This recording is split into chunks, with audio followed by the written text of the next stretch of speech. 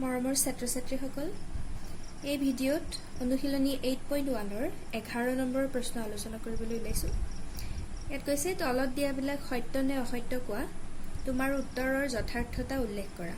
তাৰ মানে ইয়াত যিকেইটা ষ্টেটমেণ্ট দিয়া আছে, সত্য নে অসত্য কোৱাৰ লগতে যদি সত্য সেইকেইটা কিয় সত্য বা যদি অসত্য কিয় অসত্য তাৰ কাৰণটো উল্লেখ কৰিবলৈ দিয়া হৈছে। আহাচোন চাওঁ আমি এইকেইটা। ফাৰ্ষ্ট ষ্টেটমেণ্টটো দিছে 10a ৰ মান সদায় একতকৈ সৰু। তাৰ কাৰণে মই ৰাইট এংগল ট্ৰাইংগল এটা আঁকি ল'লোঁ, সমকোণী ত্ৰিভুজ। ইয়াত চি কোণটো 90 ডিগ্ৰী বুলি ধৰা হৈছে। এতিয়া চোৱা 10a, ধৰা মই এইটো a কোণ বুলি ধৰিলোঁ, আৰু 10ৰ মান সদায় কি হয়?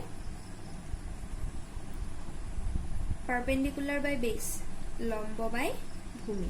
তো এইটো যদি মই a কোণ বুলি ধৰোঁ, a কোণৰ কাৰণে লম্ব হ'ল তাৰ সন্মুখৰ বাহুটো, অৰ্থাৎ BC।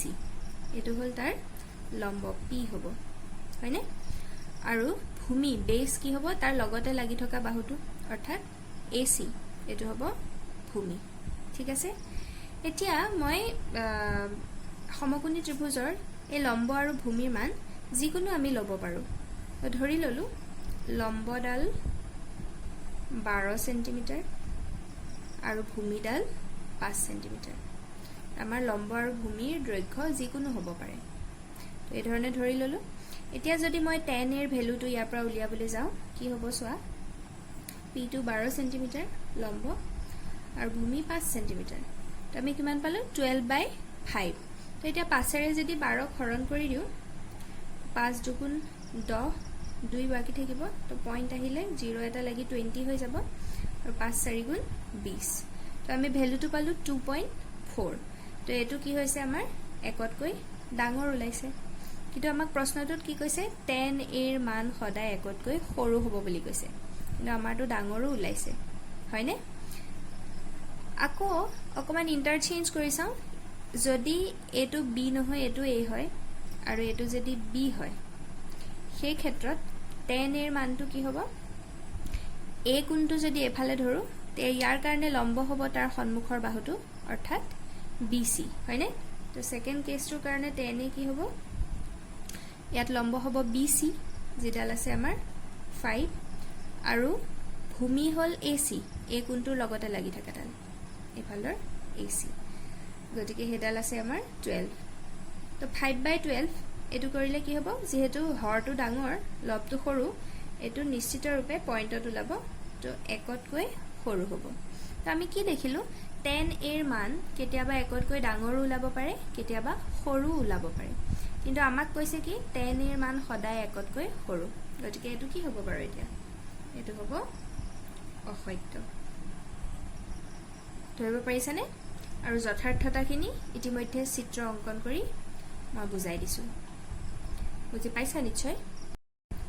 2 নম্বৰ ষ্টেটমেণ্টটো দিছে a কোণৰ কোনো মানৰ বাবে sec a = 12/5। তো তাৰ কাৰণে মই সমকোণী ত্ৰিভুজ এটা আঁকি ল'লোঁ। ইয়াত ধৰ নাম দি দিলোঁ ABC, b কোণটো সমকোণ পৰিছে। এতিয়া আমি প্ৰথমতে জানিব লাগিব sec a ৰ অনুপাতটোনো কি হয়। secটো cosৰ ওলোটা, হয়নে? তো cosটো হয় ভূমি বাই কৰ্ণ, গতিকে secটো কি হ'ব?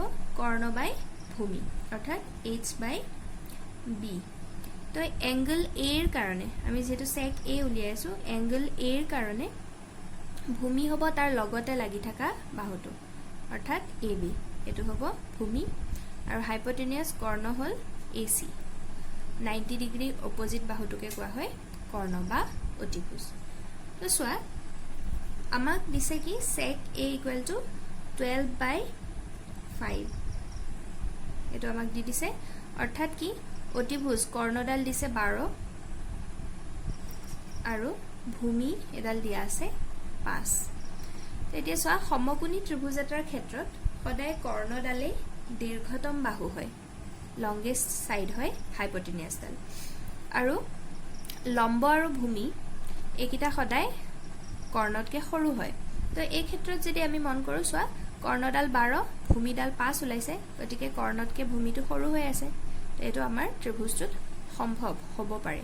আৰু পাইথাগোৰাছৰ উপপাদ্য ব্যৱহাৰ কৰি যদি আমি এই BC বাহুটোৰ মান উলিয়াও হেতু কি হ'ব এই কৰ্ণৰ মানতকে সদায় সৰু ওলাব তো এটো কি হৈছে সম্ভৱ হয় তো এটো হ'ব সত্য কিহৰ কাৰণে কাৰণ কৰ্ণ সদায় বাকি কেটা বাহুতকৈ ডাঙৰ বা আমি এনেকৈ লিখিব পাৰো কাৰণ কৰ্ণ সমকোণী ত্ৰিভুজ এটাৰ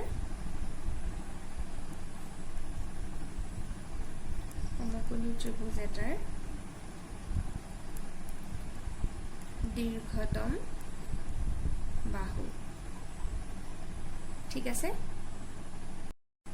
3 নম্বৰ স্টেটমেন্টটো দিছে cosecant of angle A ৰ সংক্ষিপ্ত ৰূপ হিচাপে cos A ব্যৱহাৰ কৰা হয় এতিয়া এটো দেখা দেখিকে অসত্য কাৰণ cosecant of angle A ৰ সংক্ষিপ্ত ৰূপ হ'ল cosec A cos A ৰ বিস্তৃত ৰূপটো হ'ল cosine A আৰু cosecant ৰ সংক্ষিপ্ত হ'ল cosec ঠিক আছে মনত থাকিব নিশ্চয় 4 নম্বৰ স্টেটমেন্টটো cot আৰু A ৰ পূৰণফল হ'ল cot A আমি ইতিমধ্যে দেখি আইছো cot A ইয়াটা ৰাশি হয় ত্ৰিকোণমিতিক অনুপাত হয় পূৰণফল নহয় গতিকে ই অসত্য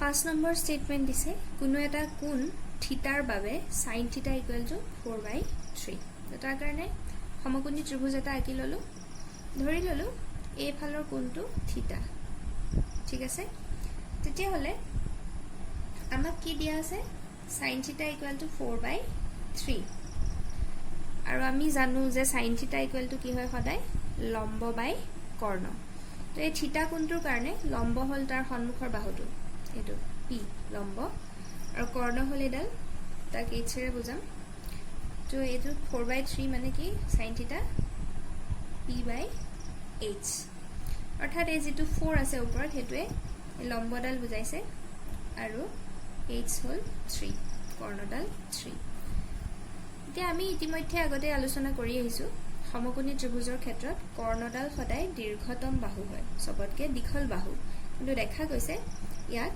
লম্ব 4 কৰ্ণ 3 লম্বডাল হে ডাঙৰ ওলাইছে কৰ্ণডাল সৰু ওলাইছে যেটো লিটাৰেলি সম্ভৱ নহয় গতিকে আমি কি লিখিম ই অসত্য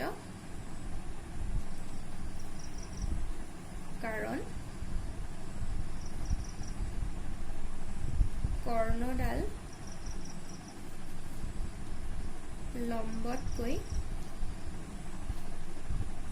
সৰু হ'ব নোৱাৰে কিয় নোৱাৰে কাৰণ পাইথাগোৰাছৰ উপপাদ্য মতে অকল কৰ্ণডালৰ স্কয়াৰ বাকি দুটাৰ স্কয়াৰৰ যোগফলৰ সমান তো দুটাক স্কয়াৰ কৰি যোগ কৰিলেহে কৰ্ণডালৰ স্কয়াৰৰ সমান হয় তো কৰ্ণডাল সদায় দীৰ্ঘতম বাহু হয় ঠিক আছে তো এইখিনিতে তোমালোকৰ অনুশীলনী 8.1 শেষ হৈছে আশা কৰো সকলোৱে মোৰ বুজোৱাখিনি বুজি পাইছা যদি কিবা অসুবিধা আছে কমেন্ট বক্সত জনাবা আৰু যদি ভিডিওসমূহ ভাল পাইছা তেতিয়া হলে সাবস্ক্ৰাইব কৰিবা চেনেলটো আগলৈ এনেকুৱা ভিডিও পাই থাকিবৰ কাৰণে ঠিক আছে থ্যাংক ইউ ফৰ ওয়াচিং